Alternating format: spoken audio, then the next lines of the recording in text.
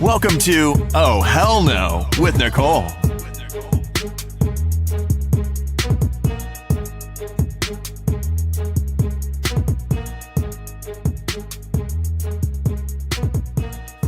Hey everyone, welcome to another episode of the Oh Hell No podcast. Today I have Jennifer Wilder. She's an entrepreneur and owner of At Her Leisure, which is a luxury travel accessories brand.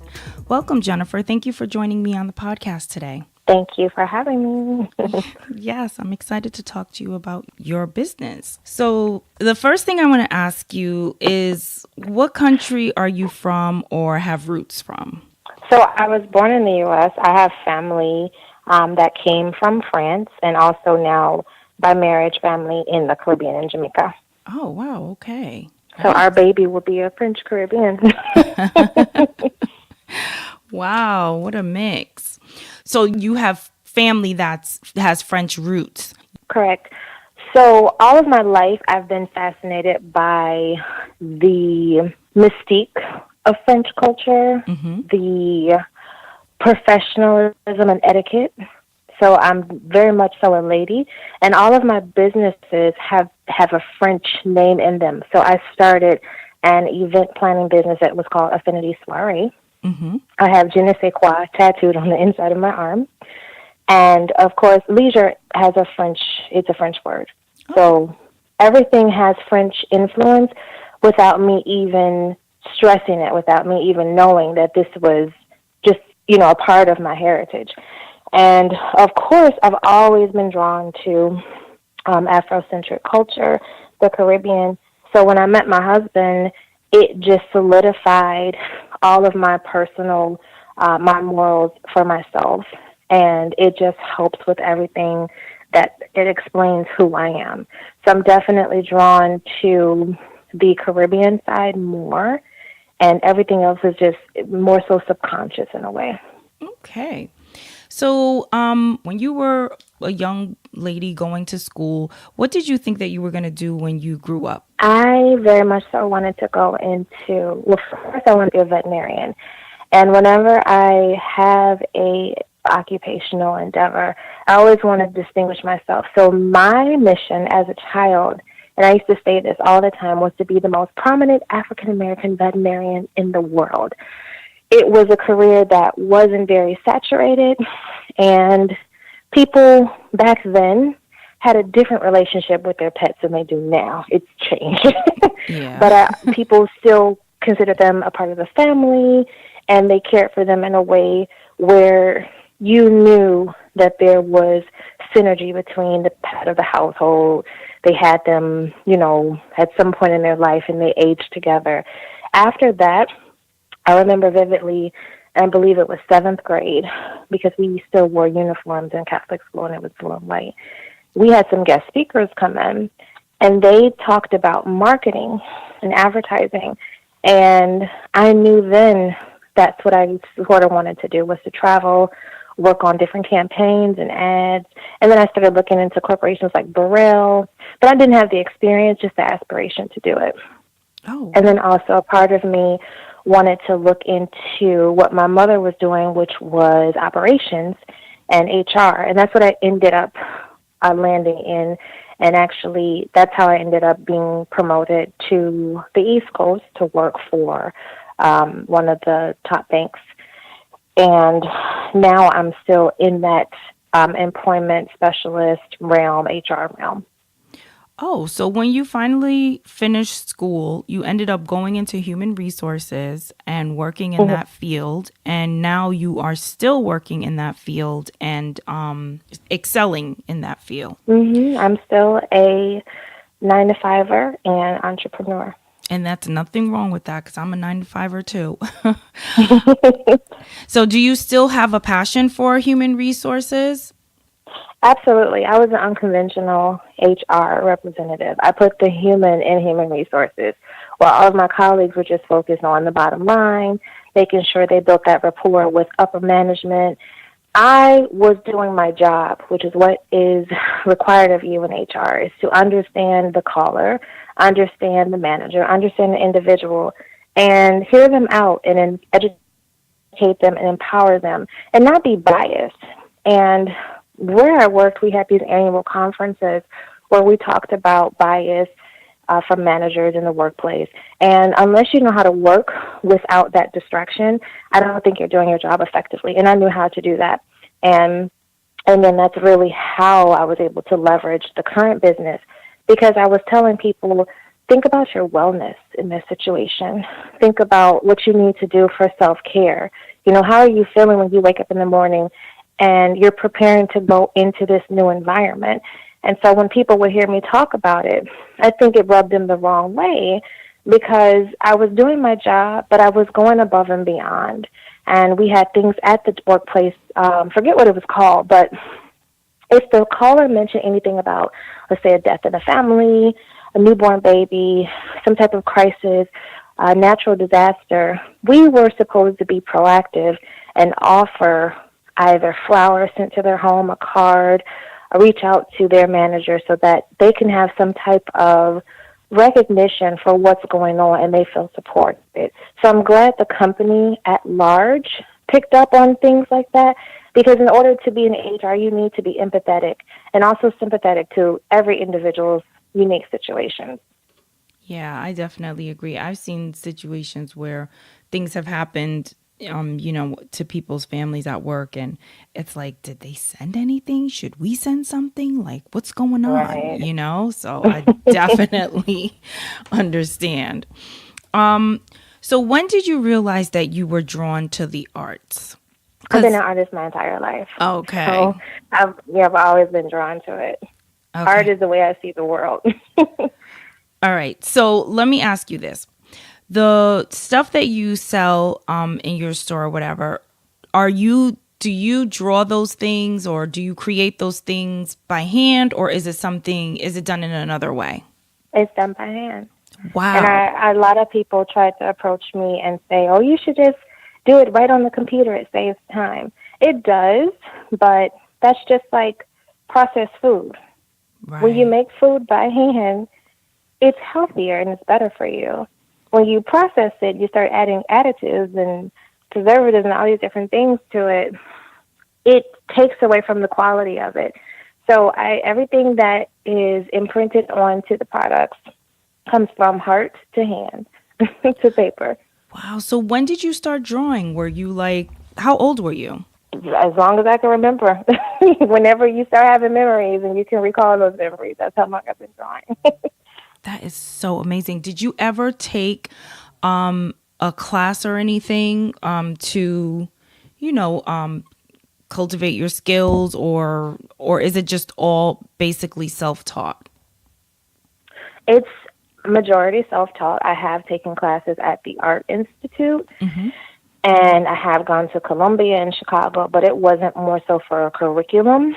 It was for summer studies and things that my mother would seek out that were free or discounted, and they were looking for participants to, like summer school, so that I was always busy doing something and engaging in learning. And I just always drew. Whenever we had like class projects, I would be the one to draw the diagrams. Whenever we would have to create boards or things like that, or presentations, I would take it an extra step and add some type of imagery to it to make it more visual, because you never know what type of learners are in the room with you. And so that's something I've always taken into consideration, that words alone don't help educate people, but visuals do. Wow, that's amazing. Does anyone else in your family draw? My mother can doodle, and possibly, boys grow up drawing action figures and things in their spare time, but they don't take it seriously. So no. Yeah, but the only reason I ask that question is because my daughter, she's always been drawing ever since she was little. I mean, she's still little. She's only 8, but she was like 3, in front of her little drawing board or whatever, making pictures. And I always thought they were great, and I started framing them. And then she kept drawing, and I put her in, art classes and stuff, and she seems to like it. And then I found out that my husband's mom was into art when she was younger, and she also went to, she was accepted into an art school. So that's why I asked, because I never really thought, I mean, my daughter isn't that great yet. It's still something that's in, progress, but she enjoys it. And I see the potential. So that's why I asked you if there was anybody else, because I always looked at my daughter like, well, I don't know how to draw, so where did she get this from, But it turned out her grandmother, and my aunt also likes to draw, and she does pretty well. She like make pictures and stuff like that, and it's really amazing. So it amazes me when someone has that skill and it just comes out of nowhere. I mean, I love it. It's fascinating. So I always say that we're divinely gifted, different individual, I want to say, traits based upon our African roots. So, we have our ancestors were mathematicians or engineers, or they were able to draft and draw. Me, I love language, culture, arts. So it all depends on your roots, your history, what's in your DNA, what's in your blood, what the ancestors are giving you. That's where it comes from. So that's why it skips over. yeah. So one person in your family is this, and one person in your family is that. But the culmination of all of you all is a powerhouse. Yeah. So it's meant to be that way. It's pretty amazing. So what made you decide to start your own luxury travel accessories brand? Travel. Travel was the conduit. Travel was the ultimate conduit. So what happened was, it's not a very happy story, but it has a happy ending. When I was promoted, I'm always about chasing my goals and being in pursuit of the next best thing for me. I'm very competitive for myself. And so when I earned the promotion, I was still in Chicago, and they said, we have to go to Delaware. So I'm like, Delaware? What's in Delaware? Everybody would say that to me. So initially, it wasn't a very happy move. And the universe actually wouldn't let me fly out like 5 times in a row. The weather was really bad. Every time I went to the airport, I was stranded. They had to cancel the flight. I had to come back home, go to the airport the next day, come back home, go to the airport the next day. Then when I finally did leave out of Chicago and make it to Delaware, I got sick the first week on the job, like just so ill. Wow. And then once I started working there, the position that they explained that we were filling was not what we were doing. So that was a downer. The other thing is that they transitioned the headquarters from Virginia, beautiful lover state, Virginia, to Delaware. I don't even know what Delaware's tagline is, but they moved us there. And we worked on what was called Financial Row, because a lot of banks have their headquarters in Delaware, if you've never noticed that. And it just was not the ideal environment. And so I participated in everything that I possibly could as an outlet for my education. I started taking classes on the company's portal, trying to look into different things that I can transition into, because I'm like, maybe this isn't what I want to do. So there was like process management and different things that would still utilize the HR skills. Mm-hmm. And then I started looking into study abroad and, connecting with friends that were in that area. And so travel was the way that I was able to let my mind be free, let my thoughts be free. And going to China was the first place that I went for a study abroad trip. And then the second was Brazil. And as soon as I went, that's when it hit me that you should just pay homage to the sights of your surroundings and, what you got out of seeing this woman do this or this child do this or this family do that or even this architecture. Just draw it. Everybody takes pictures. And then with the Black travel movement, they want you to send photos of yourself traveling. Well, what do people do beyond the photos? I mean, I don't want to leave out of my house every day all glammed up to just take a photo for social media. I wanted to do something that helped me stay connected, helped me retain the nostalgia. When I'm having a bad day, you can go back and look at those pictures and, just think about that was such a great hike, or, the food was amazing. But if you throw yourself in it or throw, a bunch of people in it, you remember it, but it's different. The memory is different because you're posing for this photo. I like to look at pictures and remember, how beautiful the trees were and the sounds were and the sights were, not so much the superficial aspect of it. And I think that's really how the brand started. This was healthy. This was my outlet, and it's therapeutic for a lot of people who understand that mission. Yeah, that's really great. As an entrepreneur, what struggles did you face or do you still face with your business? The biggest struggle is just the financial of it. You have to match or downgrade what you want to do from what your initial ideas were. So, like, for example, when I used to do makeup, I was like, I am such a great makeup artist. I want a billboard on the side of this, 20-story building in the West Loop or whatever area of Chicago. And I would always think and just picture, I want my name and, my work here. But it's like, how much does something like that cost? I would never factor that in, but it's like, I just want it. I want people to see it because billboards are very effective. So it's really just the financial aspect of it. With time can always be shifted. Like if I don't get something done today, I can do it tomorrow. And whatever I don't finish tomorrow, I can do after that. Deadlines really help push me to finish projects. But it's really just the finances. Yeah. It's just the money. I totally understand. That's it. So what is the best part about what you do with your art? Is it just getting to create? Is that the best part of it? Or engaging with the customers? Or what do you love the most about it? The story that it tells and the way it makes people feel. Because when it all comes down to it, art is an act of service. You are here to give people love, give people some type of feeling, emotion, and sentiment. And when you can do that, and not only visually, but a tangible product that they can have for themselves or to give to someone else, because I always say these are the gifts we love and secretly want to keep, but it's just that. Because when you see, or when I started to see the reaction from people, from across a field, or if we're in a building, across the room, once it catches their eye and then they walk over, it's indescribable how people respond to the brand. They walk up, and I always tell my husband, because he stands there with his phone, but he never records it. And I'm like, you didn't get that? Why didn't you get that? I'm like, that's what I need people to see. This is how it makes people feel.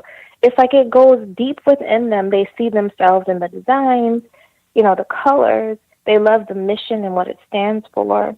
So all of those things keep me pumping out and feeling out designs and, just trying to be more innovative. Do you make a design for every place that you visit? Yes. I do. Okay. And I'm actually, even if I haven't gone there, because a part of my brand is also manifestation. So even if I haven't gone to a place, I still draw what I think as a woman of color is very important to keep in mind about this country. And even if I just draw, like for Jamaica, there's just the island itself. Even if I just draw the island, that's enough for some people to walk around with their country of origin on a bag. That's enough. Yeah, absolutely. So, you said the name Leisure is a French word, and that was part of the name. What else does the name represent for you? At Her Leisure. Why did you choose that name? Number one, coming up with the brand name was difficult, so we just stumbled on it. But then once I stumbled on it, it helped tell the story better. But when you think about it, or when I think about it, it is my story branded, definitely, because when I was having, difficulties at work, travel and leisure was freedom from the demands of work and life, so I can enjoy and be who I truly was at the center. So we were looking for a word, and I had like 50 listed that helped explain travel, helped explain culture, helped explain quality of life, self-care, and this was the word. It was leisure. And at her leisure, because at first it was travel her, but then it was like, travel her, it's too gimmicky. So at her leisure, it's strength in that. Because you can do what you want, when you want, how you want to. It's at her leisure, at her leisure. So it definitely stuck. And that's just really how it came out. And I mean, what I had to do was split from the sister brand that I started and rebrand all over again. So once you come up with the name, everything else becomes crystal clear. Yeah. So it just helps tell my story, and it helps tell the story of others. So essentially the story was, because I knew travel was healthy for me, people would always say, how are you traveling so much? Where are you going? Like every time I call you, because one weekend I was in Puerto Rico, the next weekend I was in Louisiana, and then the next weekend I was in D.C. And they're like, I just talked to you and you were here. I was like, yeah, you're not meant to stay in one place all of your life. They're like, I was called a wanderer. But that's my travel personality. Travel personality and leisure go hand in hand. But wanderer didn't work because people also deem wanderer as it has negative connotations. Like you're just wandering around aimlessly. It's like, no, it's a positive thing in this brand. But at her leisure gives you strength to do what you want when you want. Yeah, I like it. So, what do you want people to know about your brand? If you can just tell them. I'm sorry. That's okay. Go ahead. I want people to understand that it's not just a accessory or luggage. It has a mission to it. It has a spirit. It's not an organism, but it does have a spirit to it. So when you explain, how you're different from other brands and what separates you. Number one, there's cultural authenticity. Like you asked me, do you draw people or designs from every place that you visited? Yes. And in doing so, I meet with other artists to understand what images are not being put out there. What images would you like to see in the world? What would you feel would help people understand your culture better and understand more about where you're from or what you stand for? So there's a cultural authenticity. I'm not soliciting that I need artists to help, draw this. I'm not buying from some source of pre-made designs and just putting them onto a product. This takes experience. It takes firsthand experience, research, interviewing, immersion with individuals, appreciation and education of other cultures, understanding, which is why I put in my mission statement, so to educate you so you can represent your culture anywhere in the world. So that's what I want people to understand. This is a mission behind it so that you have a product and you can educate people on this product. This was designed and developed in the U.S. with influence from, Afro-Caribbean countries around the world. Okay. So what is the most expensive piece for you to create? They're all essentially the same because the method is the same. Oh, okay. All right. So what is your best seller to date? It's a combination of, let's just go from the lowest price point up. Luggage tags are really big. The pouches are big. The drawstring bags, the travel bags, and people aspire to get the luggage, but they haven't taken on to that yet. The shell suitcases. Mm-hmm. And I think it's just because a lot of people like to go to TJ Maxx and Marshalls and get the cheaper ones. But when you invest, if you travel like I used to travel, you invest in something that not only looks good, but it's durable. And then if you have a travel style, you understand that you need something that represents that. What do you see for your business in the future? Like, where do you want it to go? Well, my focus in 2018, I manifested last year, was strategic collaborations. So I would love to partner with different brands that have products that can fit in my bags And they market that, if you're going out of town, everybody travels. I don't know anybody who doesn't travel unless they have the demands of work, which keeps them away from it, unfortunately. And then if you have to care for, a family member or something like that. But everybody travels. Everybody doesn't know how to travel or what accessories they're supposed to essentially be traveling with. And when you say partnership, does that include like how you said at TJ Maxx? Like, would you consider having them distribute your stuff if an opportunity came up? No, I like to partner with people of color. Oh, so okay, nice. That's what I'm focused on. So I am reaching out to other individuals that have a really good platform, really good audience, to help leverage my name, my mission, and again, to pump out that this bag can carry your fragrances, carry your beauty products, can carry your tablets and this, that, and the other. So in that mission of strategic collaborations, if they understand that the features and benefits of my product work for theirs and vice versa, I utilize and understand the features and benefits of their products, then that's the partnerships that I want to create. That way, you aren't feeling slighted. I'm not feeling slighted. Our partnerships work. Our cross-promotion works. Mm-hmm. So that's what I'm focused on. Okay. And then if you love it, like I would love your product, then it's just a no-brainer. Everybody needs something to store, to carry, to transport, to pack.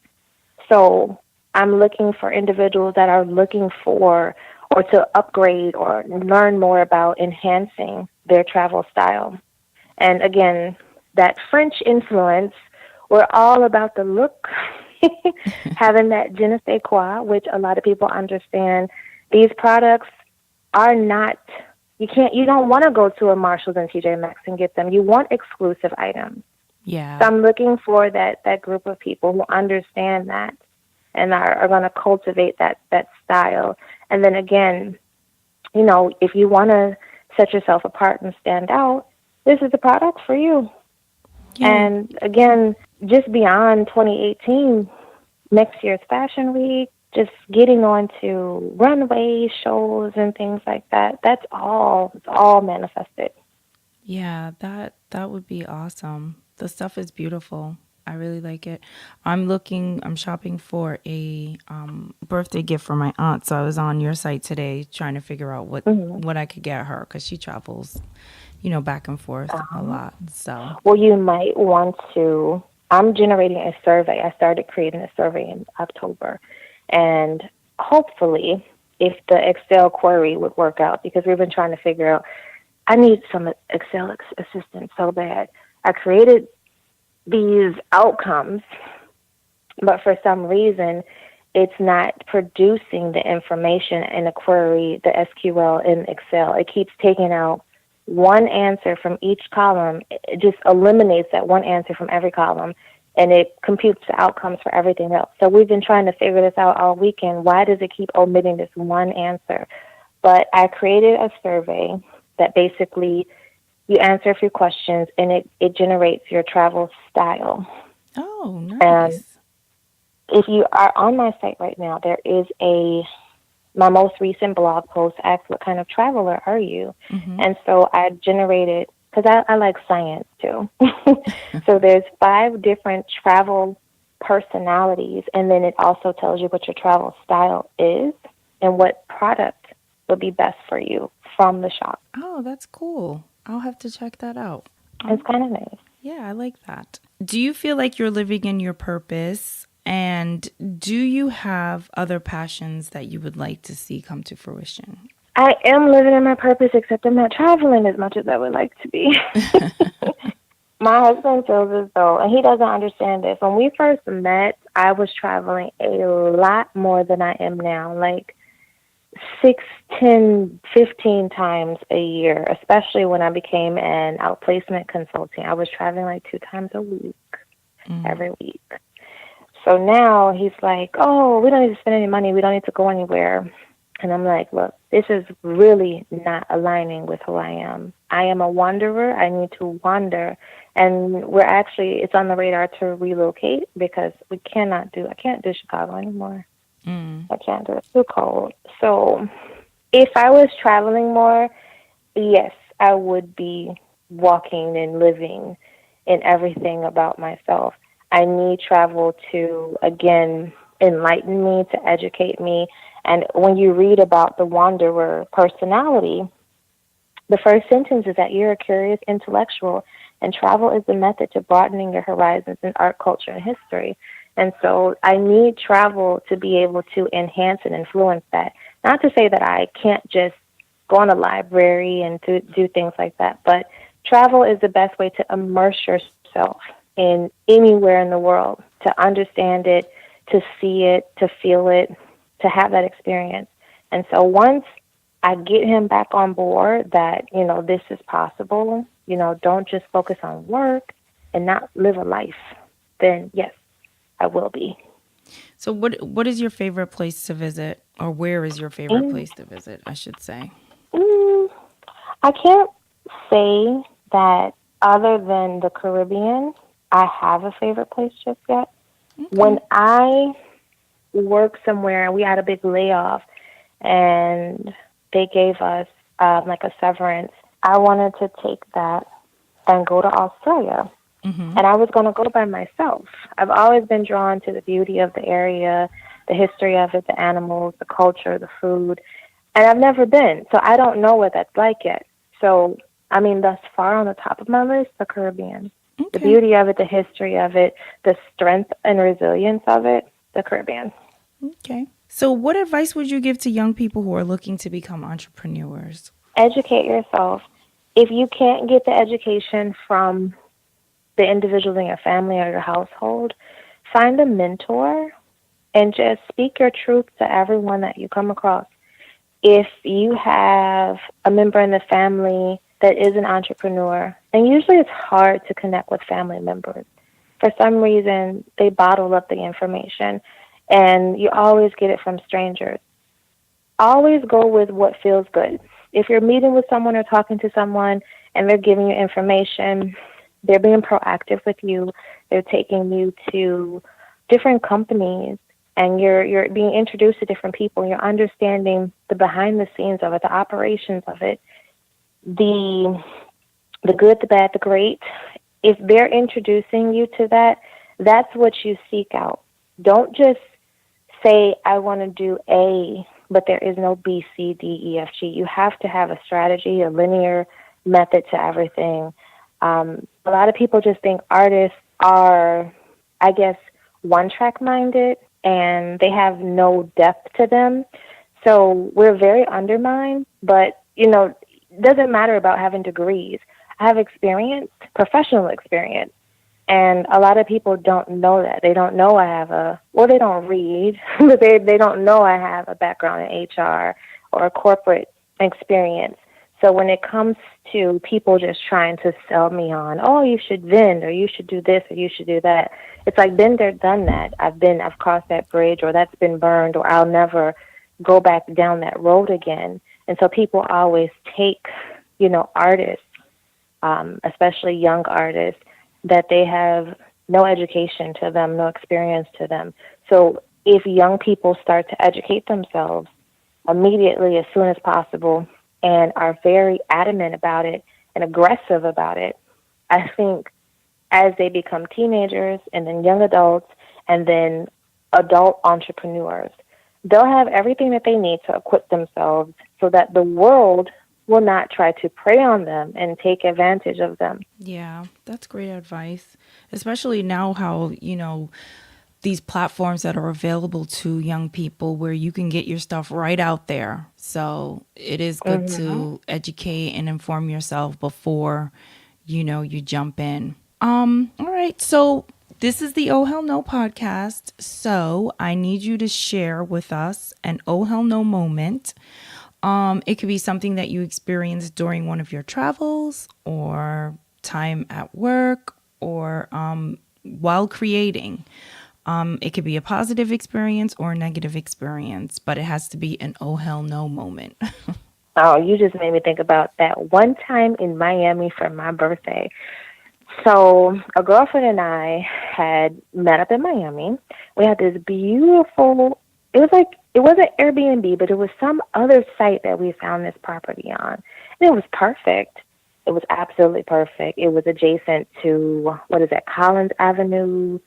I'm a juice bar girl, so it was a juice bar. Anything we wanted and needed to do, even though I rented a car, we could walk to it, and it was perfect.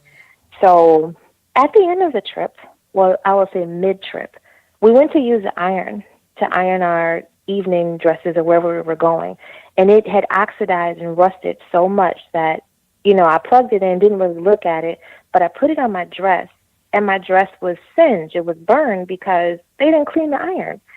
And I was like, literally, oh, hell no, you messed up my dress. Oh, my God. But at the end of the trip, do you know that the owner charged me for the iron? What? He tried to say it was my fault that the iron looked like that. So, of course, being the science-educated person that I am, I explained to him that the oxidation on the iron would take multiple uses. And I was also explaining, you can go check your garbage cans because I didn't use any spray, aerosol, anything on my clothing in your room. Look at the garbage. I'm like, there's nothing in there. I have no miniature travel cans to whatever it's called. I forget what that stuff is that you use when you starch. Mm-hmm. I don't have any spray starch. I didn't have any spray starch. And I'm like, how dare you it was like $150 charge for an iron? No, that is a serious oh hell no moment. Oh my gosh. Because she left a day early and then I stayed and I was driving around and somehow I went to look at my bank account. Because you always want to check your bank account after you leave, oh, I spent that much money. And I was like, what is this, $150 or $100 or something like that? It may have been $100. And I'm like, what is this? So I reached out to him, and when he explained that to me, I'm like, I don't believe you. And then he claims, they have people come and clean up or whatever. And I'm like, I don't know why you have a maid and why you're paying them because they're doing a half-ass job. She didn't tell you about this dirty iron? Seriously? Right, and I'm sure that iron did not cost $100. Right, you got that from the dollar store somewhere. Exactly. You know that. So, yeah, that was my moment. And then we reached out to, I think, the tourism agency to explain that we had a case. And I opened a case, but nothing came out of it. I'm going forward, I just check everything. Yeah. And so when my husband and I travel, I'm like, before you even unpack, walk this house. Thank you so much for sharing your story and your journey with me and my listeners. Tell us where we can find At Her Leisure and we can read your blogs and keep up with you. At herleisure.com. Okay. And then I'm also on Instagram at Shop at Her Leisure. And then Facebook is just At Her Leisure. Okay, great. Thank you so much. No, thank you. It was great.